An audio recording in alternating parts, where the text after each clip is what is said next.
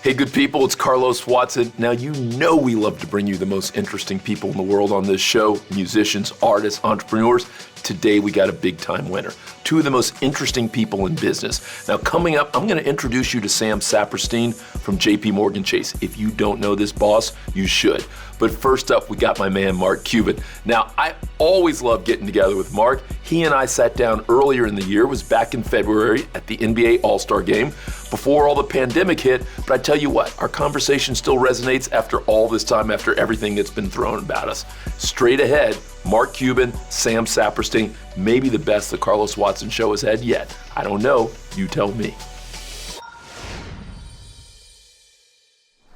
What up, Carlos? Hey, man, thanks for having me again. Oh, yeah, absolutely. There's an old saying that if you want to predict the future, invent it. And that's what we do in Dallas, Texas. Every single day, there's incredible entrepreneurs looking to invent the future. You know, I've always been surprised that you were in Dallas. Why? I don't know why. I think it's funny. I don't immediately think of Dallas as an entrepreneurial hub, and I know that's a mistake. I didn't go to Dallas because it was entrepreneurial. When I graduated from Indiana, I had a bunch of friends that went down there, and I had two requirements. Okay.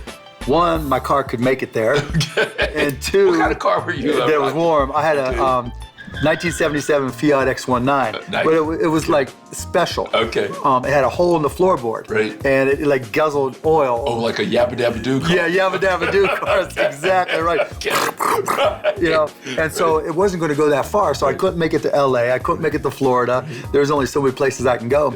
And I had some buddies that lived in Dallas, and they're like, "Cubes, you got to come down there." I'm like, "Dallas, right?" I never really thought about it. He's like, "The weather's great, the economy's good, the women are beautiful." I'm like, "I'm on my way." Stop right there. Stop right there. Right. And so I was 23, I think, when I came down to Dallas. Wow. And if I had met you then, were you like fully headed towards being an entrepreneur? Yeah, I was. I needed a job first, Okay, right? So when I got there, I was living 6 guys in a 3-bedroom apartment. So there were already 5 dudes in this 3-bedroom apartment, Right. and like I was just a way for them to reduce the rent, right? Right. And so I didn't have a bed, I didn't have a room, I had a pile, right?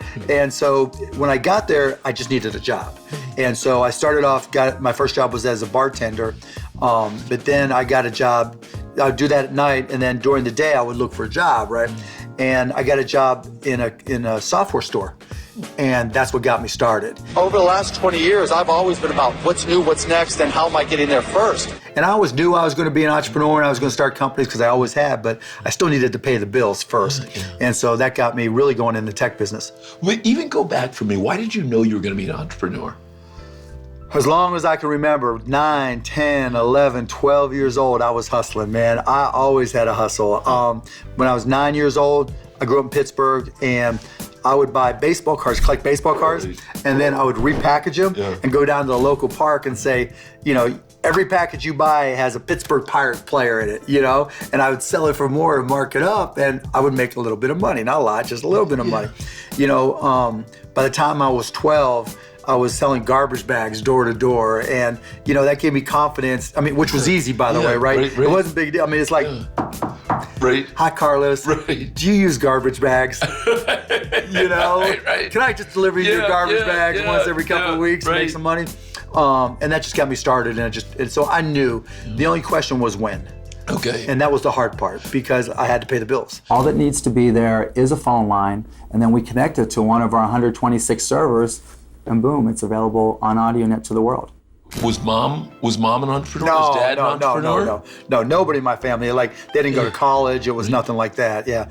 Like, my dad would take me to his work and have me sweep the floors for $5 a day. And what he always told me, "I want you to see this because I don't want you to ever have to do it.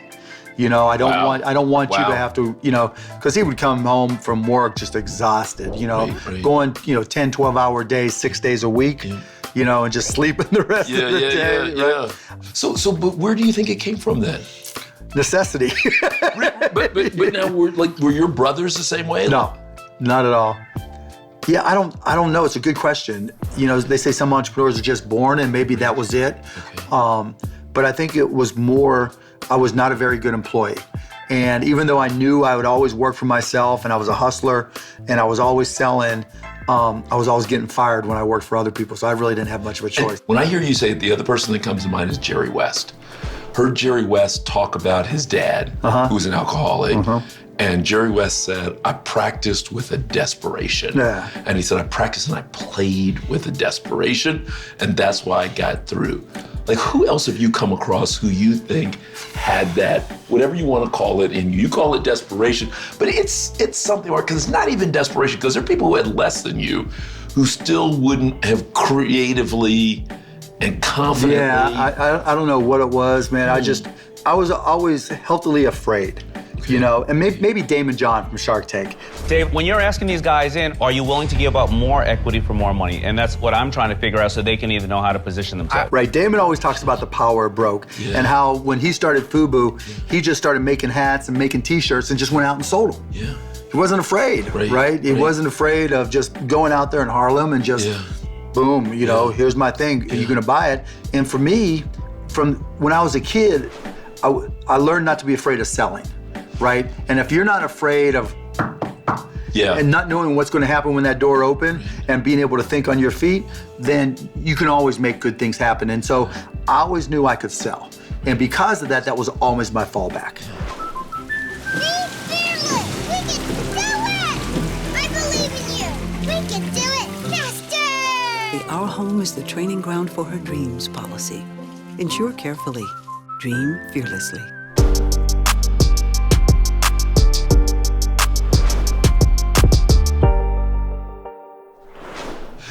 Tell me about making it big, and tell me about all of it, because most people, I feel like, you ever read that book, Freakonomics?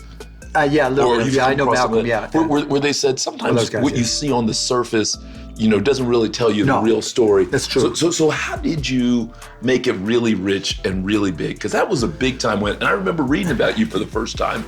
I hadn't heard about you before then. And all of a sudden you'd sold a $5 billion company. Yeah, 5.7, Yeah. So there's two different parts, right? One is doing the work, right? I guarantee you anybody else was doing the same stuff I was out working them, right? Because I was on a mission, you know? And so it wasn't ever to me, I mean, I would drive around and look at the big houses. I would, you know, see my friends that were still doing the same things that they'd always been doing. And it was like, no, you know, I've just got to out hustle and out learn everybody. And I think what really made it work for me was the fact that I recognized that learning was the key to all of it, particularly in the technology industry. So when I got involved with PCs and software, it was early on, the early days. And I would tell myself, like, there's the people who wrote the software, and then there's everybody else, right? And so if I can out hustle everybody else and know how to sell that software better than anybody, know how to make it work better than anybody, I can get paid. So I would take the PCs back and I would stay up all night, just teaching myself. I would take the manuals, like software manuals, and read them. You know, RTFM, read the freaking manual. And very quickly I learned that by putting in that extra time, I knew stuff that people who went to college for this stuff and had advanced degrees in it didn't know, because they only knew what they were taught in school and they weren't doing the work to keep up. And ever since then, I mean, that's been my edge. What I did that was different really comes down to always being excited about learning. Right. And then when I learned something, being able to apply it, you know, and figure out how to make money with it and how to create a business around it. Then after we sold that, even after I bought the Mavericks, you know, I was looking. You're saying that was broadcast.com? That was broadcast.com. Started off as AudioNet, turned into broadcast.com. Never before in the history of the world can you come in and listen to almost any team from anywhere in the world. You know, a little PC and a connection to the net, and you might as well be sitting in Bloomington, Indiana. What I did that was different really comes down to always being excited about learning. Right. And then when I learned something, being able to apply it, you know, and figure out how to make money with it and how to create a business around it.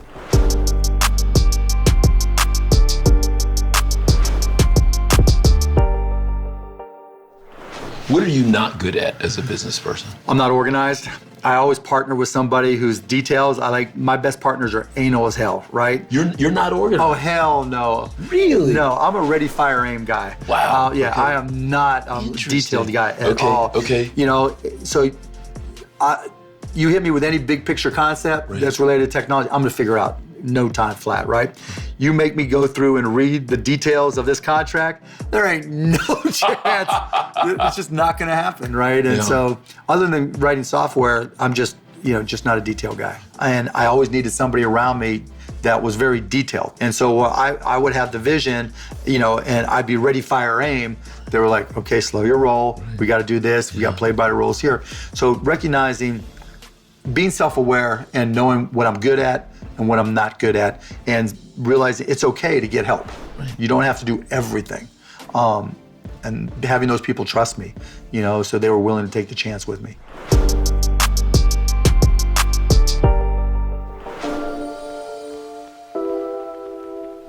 Hey, we love talking about dreaming fearlessly on this show. And so now I've got a little bit with your guy, Mark Cuban, when I asked him what are some of the best tips, best tools, best strategies, not only for dreaming big, but realizing those dreams. Take a listen. What would you say if I had a room full of would-be young Black entrepreneurs in front of you? And I'm not presupposing anything, but what kind of advice would you give to a room of 100, of 1,000 young would-be Black entrepreneurs who wanted to get there? I tell them, one, you're starting at a disadvantage, right? Not everybody's going to accept you face value for who you are. But you know that going in. So you're going to have to work a little harder. You're going to have to work a little smarter. You're probably going to have to start a little bit smaller, right? But that's to your advantage because they don't see you coming. What if they say, Mark, I hear you and I want to do that. But when I come to you, Mark, and other people who are thoughtful, smart, and have the money, you may not easily recognize my wonder power. Right. Because it won't look as familiar. And that's okay. And therefore I may not get the backing. You don't need backing. The best equity is sweat equity. Okay. That's why I said you're going to start smaller. Okay. Right? For a young person of color, it seems frustrating sometimes because the rules are different, right? It seems like you're banging your head against the wall. But on your side of that wall, there's opportunity. And it's just, you just have to remind yourself that it's going to be painful. It's going to take longer than the Mark Cuban who, even though I didn't raise money, doors opened easier for me, right? They didn't close the door in my face. They might have not said yes, but they didn't close the door in my face. There's two things that are the final messages. The one thing in life that you can control, no matter what you look like or where you were raised, is your effort. There's nobody who can tell you to don't work hard, right? Or don't put in the time. Nobody can tell you, that's one. Number two is, there's no lock and key on knowledge.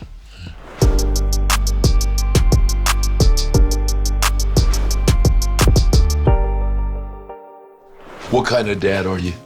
I think I'm a good dad. I learned how to get along, so now you're back. I'm a fun dad. You seem like you'd be a fun dad. I'm a fun dad, right? Yeah. Okay. I mean, I like to do stupid stuff. I tell stupid stories, My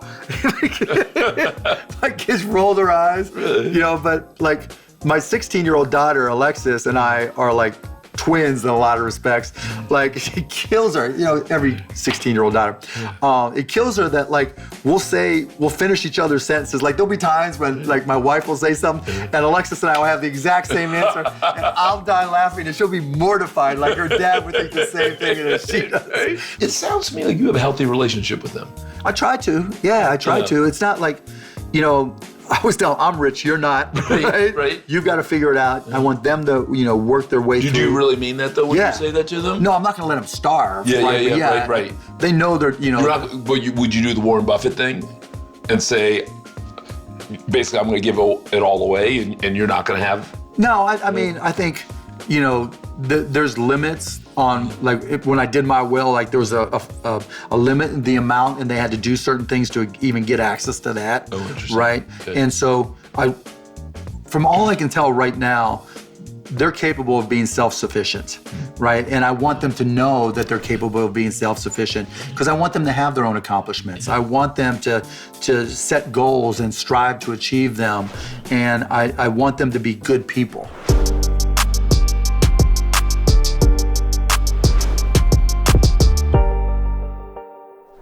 I mean, this is a dream come true. I'm really excited about the opportunity. What I can tell you is that I'm going to give you every ounce of energy that I possess to turn this team into a winning team.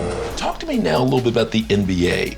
What's that been like? Because I'm a basketball junkie. You went to IU, Yep. so you must be a basketball Absolutely, junkie. yeah. Was that like a lifetime dream that you always wanted to do that, or was it just? No. I mean, I've been a basketball junkie since I've been 5 years old, right? I mean, you know, I went to ABA games in Pittsburgh because we didn't have an NBA team. You know, when I was a little kid, they filmed The Fish That Saved Pittsburgh, So and I was going to ask if you were a Dr. J fan. Yeah, and I'm such a huge Dr. J fan, right? Okay. That I took the bus down to the Civic Arena where they filmed that, and I could have been an extra, but I chickened out. Right. But just so I could see Dr. J from afar. Yeah. You know.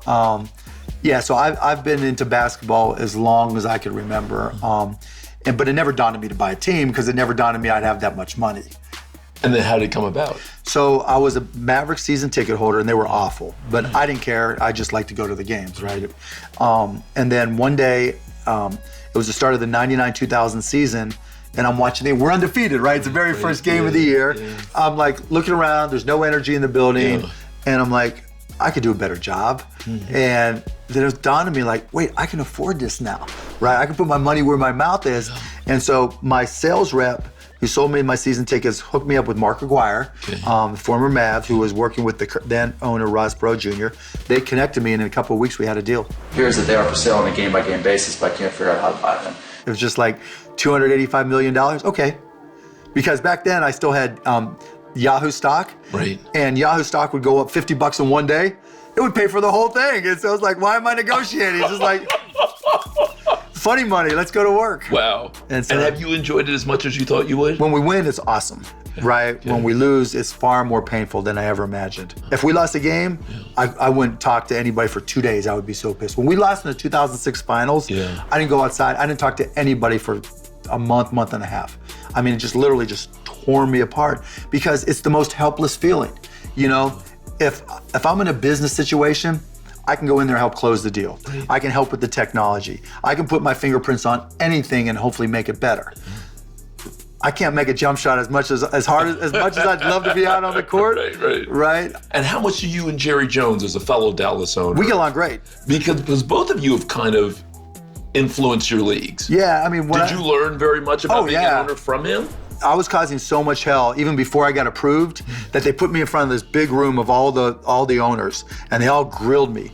And Dave Checketts was the general manager, governor for the Knicks, and he was like, "Are you going to be like that other owner in Dallas?" Because this is January of 2000, and it wasn't long after the Cowboys had won some Super Bowls, and I'm like, yeah, he just won a couple Super Bowls a couple years ago. So I sure hope so. And he's changing the game. And, you know, and if it means raising hell, I'm going to raise hell. Yeah.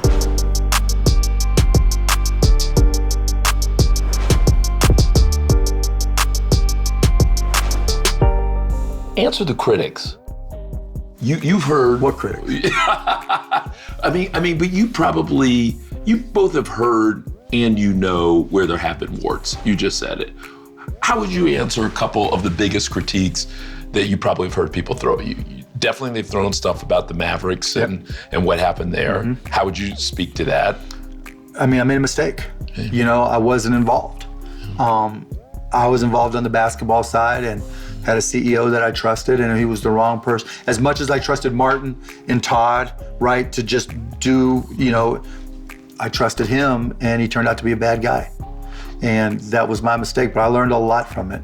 And, you know, I learned that, I mean, look, sometimes you trust, you get burned. Yeah. You know, and all you can do is admit that you were wrong, which I was, find out what happened and what caused it, and, you know, do your best to learn from it, and, you know, become a better person and smarter from it. And, you know, there's a long list of things I learned.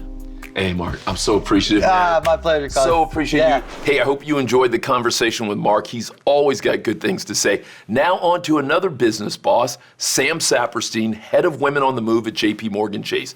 Now, she's explaining why she and Chase are on a mission to lend $10 billion to women to ensure that women have equal access to opportunities. She's going to get real, maybe more real than you expect, on entrepreneurship, being a woman, and what can happen next.